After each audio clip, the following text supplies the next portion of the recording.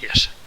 Una vez que en el vídeo anterior acabamos con todo lo que queríamos ver sobre triángulos, hoy vamos a empezar hablando de cuadriláteros. Entonces, lo que estamos haciendo es hacer un crecimiento en lados.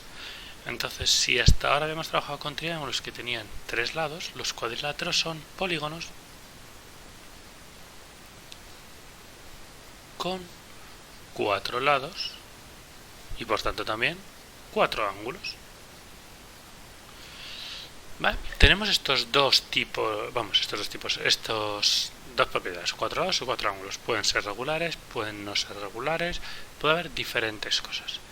Pero hay una gran familia dentro de los cuadriláteros. Entonces, dentro de los cuadriláteros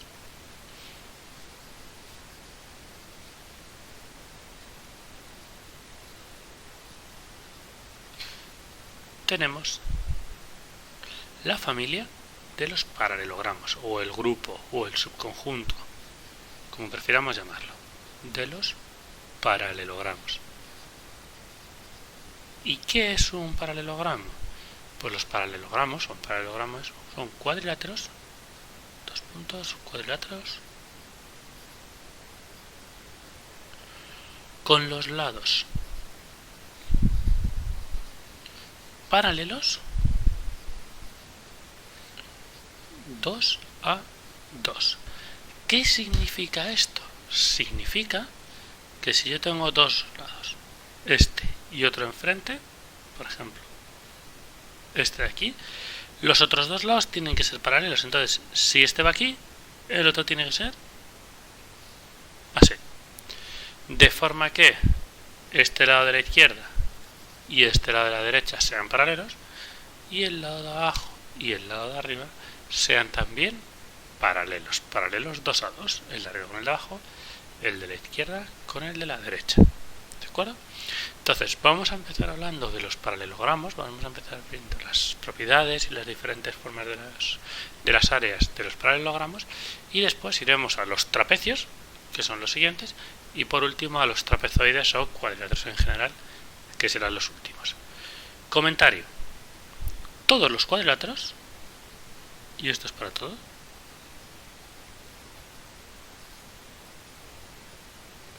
cumplen.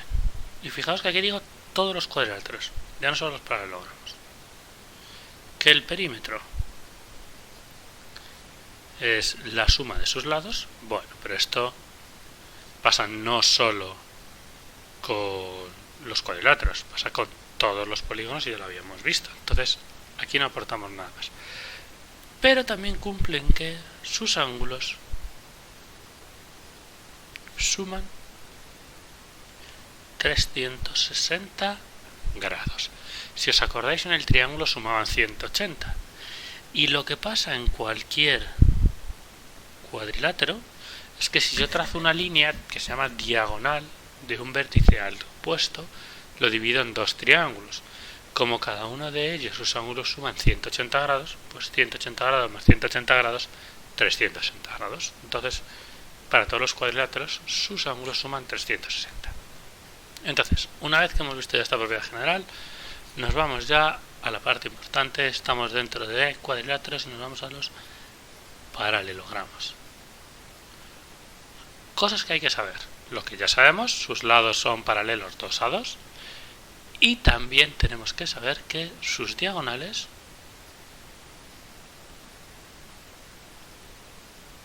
se cortan en el punto medio. Siempre. Esto lo vamos a utilizar en el rombo, que es un paralelogramo muy específico. Es decir, fijaos en la hoja que teníamos antes, que teníamos un paralelogramo y una diagonal, que es una línea que une vértices opuestos. Si hago la otra diagonal, que sería esta de aquí, siempre se cortan justo en la mitad. Si esto mide 2, esto también mide 2. Y si por ejemplo esta de aquí mide 2,5, pues la de arriba también mediría 2,5, este trozo de aquí. ¿De acuerdo? Entonces cada diagonal se corta en la mitad, no tienen por qué ser iguales los trozos. Vale, pues sigamos aquí.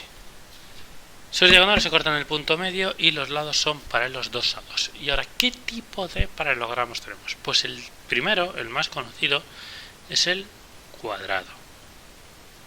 El cuadrado cumple que tiene los 4 lados iguales, que los 4 ángulos son rectos, y es lo que llamaríamos el polígono regular, el cuadrilátero regular de 4 lados, ¿de acuerdo? Entonces, por ejemplo, si hacemos aquí un cuadrado que nos pueda servir de idea, aquí tenemos, bueno, más o menos, a nadie le sorprende, ¿de acuerdo? Un cuadrado que mida 2 de lado, todo mide exactamente lo mismo y todos los ángulos son rectos. Vale, la fórmula del área, si este es el lado, que es igual en todos, es lado al cuadrado. Y el perímetro, como todos los lados son iguales, pues es 4 por el lado. 4 lados tengo. El siguiente sería el rectángulo. El rectángulo tiene 4 ángulos rectos, esto es igual. Pero ahora tiene los lados iguales 2 a 2. 2 a 2. Y 2 a 2 es lo mismo que antes. El de arriba con el de abajo y el de la izquierda con el de la derecha. Cada uno con el de enfrente. Pues por ejemplo, si tuviésemos aquí un rectángulo, que podemos hacernos más o menos aquí. Vale. Más o menos. No está saliendo perfecto, pero tampoco queremos. Entendemos la idea que buscamos. Todos sus ángulos son rectos. La línea de arriba es paralela a la de abajo, la de la izquierda es paralela a la de la derecha y además son iguales. Si esta es la base, esta también es la base. Si esta es la altura, esta también es la altura. Bueno, pues el área es base por altura y el perímetro es 2 bases, esta más esta, más 2 alturas, esta más esta otra. Después del rectángulo llegaría el romboide, que es como un rectángulo que estuviese tumbado. Aquí lo que tenemos es lados iguales, 2 a 2 también, y ángulos iguales, no rectos, aquí no van a ser rectos, 2 a 2. ¿Cuál es la figura? Pues la figura es: tengo un lado, por ejemplo este, tengo otro lado que es paralelo y que mide lo mismo, por ejemplo este, y luego tengo los lados laterales que están inclinados. Si os fijáis, es como si el rectángulo lo hubiese tumbado, ¿de acuerdo? Entonces, si a este le llamamos la base, y a este le vamos a llamar L del lado lateral, hay una línea que es muy importante en el romboide, que es la altura, que es esta línea que veis aquí dibujada punteada. ¿Por qué? Pues porque el área es la base por la altura. Si os fijáis, si yo llegase con unas tijeras y recortase este trozo de la derecha, este trozo que estoy pintando aquí en amarillo, si yo con unas tijeras lo recortase, lo podría pegar aquí y tendría un rectángulo. Entonces mi área es base por altura. ¿Y mi perímetro? Pues 2 veces la base, la de arriba y la de abajo, más 2 veces el lado, que no la altura. Este y este. Vuelvo a recordar, por si acaso, cuando hablo de área, hablo de pintarlo de dentro, de lo que tengo dentro, la superficie de dentro. Y cuando hablo de perímetro, hablo del borde lateral, ¿de acuerdo? Tened esto siempre claro, dónde estoy hablando de área y dónde estoy hablando de perímetro. Entonces, con esto tendríamos 3 de los 4 paralelogramos que vamos a ver. El cuarto paralelogramo que nos queda por ver es el rombo. Y el rombo cumple que tiene los 4 lados iguales y tiene los ángulos iguales 2 a 2.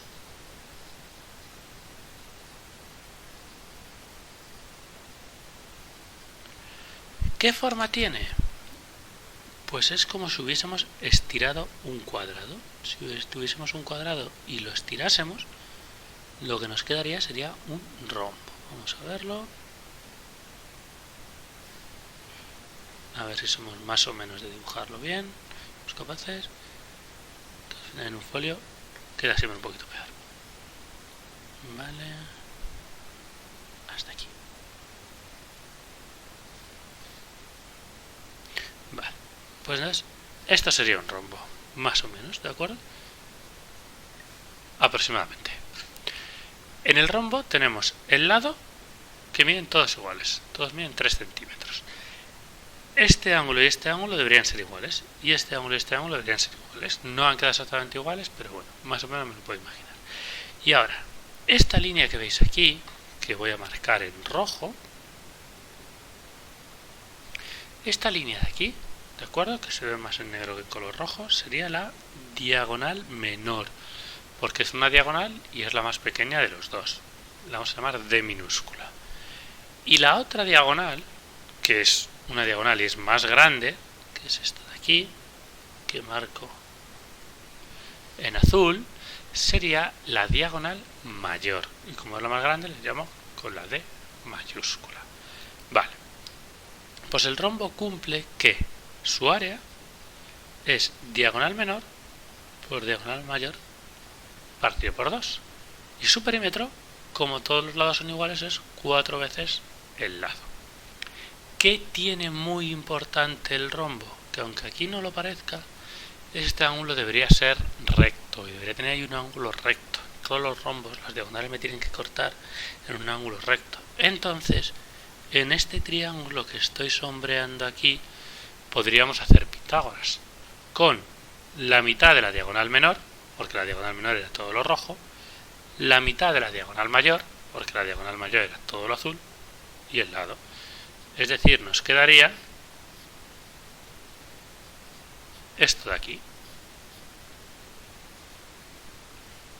Por ejemplo, imaginemos que tenemos un rombo de diagonal mayor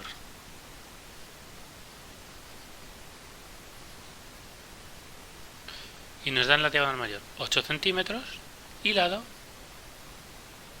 5 centímetros. Pues si toda la diagonal mayor mide 8, este trocito aquí mide 4. Entonces lo que tengo, si saco este triángulo que he sombreado aquí, es que este lado mide 4, el lado propio del rombo mide 5 y este mediría x. Entonces, x al cuadrado más 4 al cuadrado es igual a 5 al cuadrado. Si resolvéis estos, queda que x al cuadrado es, bueno, más 16 es igual a 25, x al cuadrado es 9, x es 3 centímetros. Con esto podría calcular el área si me lo pidiesen, porque fijaos que si este trozo mide 3 centímetros, la diagonal menor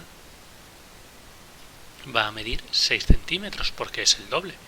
Fijaos que este lado del triángulo es este ladito de aquí, hasta la mitad. Me quedaría la otra mitad. ¿Por qué? Porque, como hemos dicho antes, las diagonales de un paralelogramo se cortan en el punto medio. Ya tendría la diagonal menor. Si nos pidiesen el área, pues diagonal mayor por diagonal menor entre 2 es conmutativa la multiplicación, así que da igual el orden. 8 por 6 entre 2, 24 centímetros cuadrados. Y si os fijáis, en el rombo se explica mucho el teorema de Pitágoras que vimos el otro día. Entonces, con esto tenemos terminados los paralelogramos, pero no hemos terminado los cuadriláteros. Ahora nos quedan los trapecios.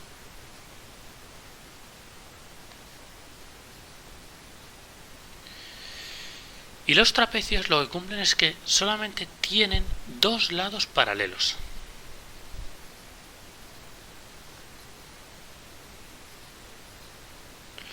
Y los otros dos no los tienen paralelos. Entonces, por ejemplo, esto sería un trapecio.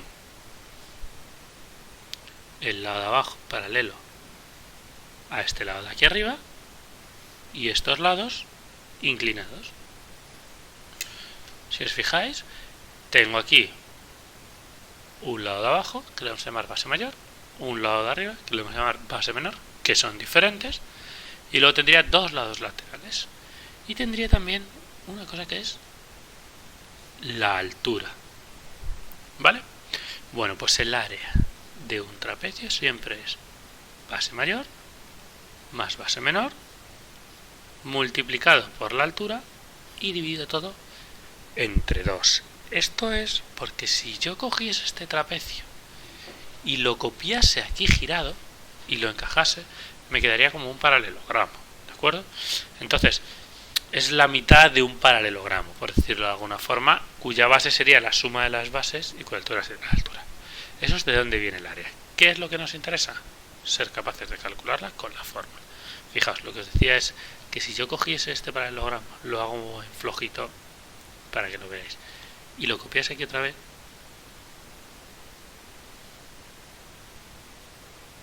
pero he dado la vuelta, veis que tengo aquí en flojito, imaginaos que es exactamente igual, que tendría que ser un poquito más largo, pero me metí en la que fue exactamente igual, y lo pongo aquí, me queda un romboide con base mayor más base menor y altura a la altura. Entonces pues es la mitad de eso. Pero bueno, lo importante y lo imprescindible que sepáis utilizar y aplicar la fórmula, ¿de acuerdo? Ahora, ¿qué sucede?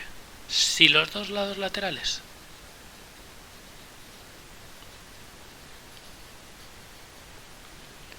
son iguales, es decir, este lado de la derecha y este lado de la izquierda son iguales, es un trapecio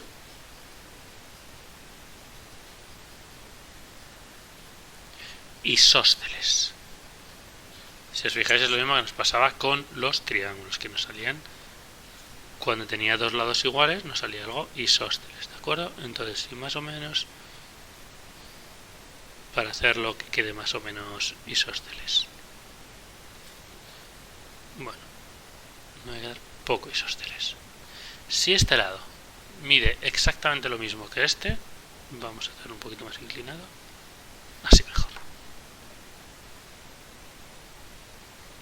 Así queda más isósceles. Ahora sí, si este lado mide exactamente lo mismo que este, sería un trapecio isósceles. Y lo que me va a pasar es que este ángulo y este también van a ser iguales, y este ángulo de arriba y este aquí también van a ser iguales. ¿Cuál es la verdadera ventaja del trapecio isósceles? Fijaos, si yo hago las alturas y hago esta altura y hago esta otra altura, imaginaos que la base menor mide 6 y la base mayor, toda ella mide 8. Como el trapecio es isósceles, al hacer las dos alturas, esto de aquí me mide 6. ¿Cuánto miden cada uno de estos trocitos? Pues cada uno de esos trocitos tiene que medir 1. ¿Para qué?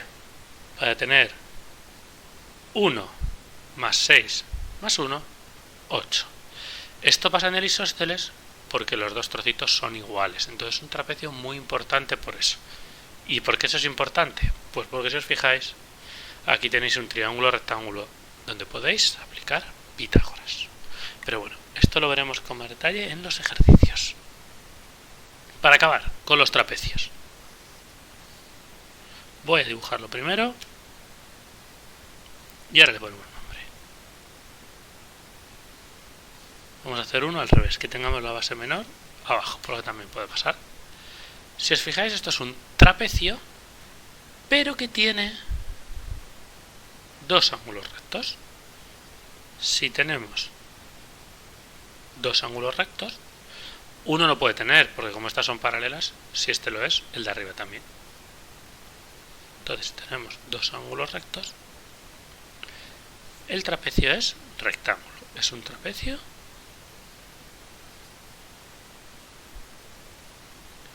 rectángulo. ¿Y por qué es importante? Pues porque si os fijáis, si trazáis aquí esta altura, tenéis otro triángulo rectángulo.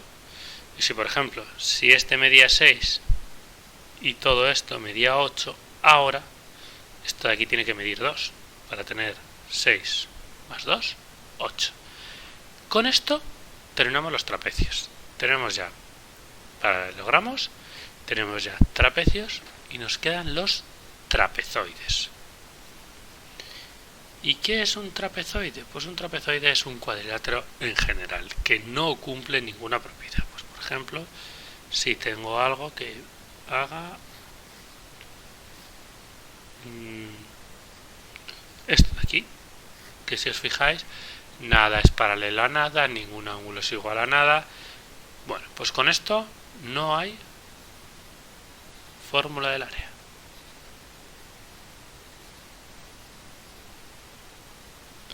No podemos hacer nada. Simplemente sabemos que existe, pero no podemos hacer nada. ¿El perímetro podríamos? Sí. El perímetro es la suma de sus lados. Pues si me dan el valor de los lados, lo podría calcular. Pero si no, como tampoco puedo hacer Pitágoras, pues no tengo ángulos rectos ni nada así, poco puedo hacer. ¿De acuerdo? Para resumir, cuadriláteros. 3 tipos: paralelogramos, trapecios y trapezoides. Paralelogramos, lados paralelos 2 a 2. Nos quedaban de este estilo, o los rectángulos o los cuadrados. Trapecios, 2 lados paralelos y los otros 2 no, el de arriba y el de abajo paralelos generalmente, porque se apoyan en uno de los lados paralelos, y los otros 2 no. ¿De acuerdo? Tendríamos los trapecios. Trapezoides, cosas raras. Hay que saber calcular el área de cada uno de ellos y luego calcular el perímetro, que al final es sumar los lados de una manera o de otra. Por ejemplo, si sumo 4 cosas iguales, digo 4 por, pero es sumar los lados. Y con esto terminaríamos el punto de los cuadriláteros.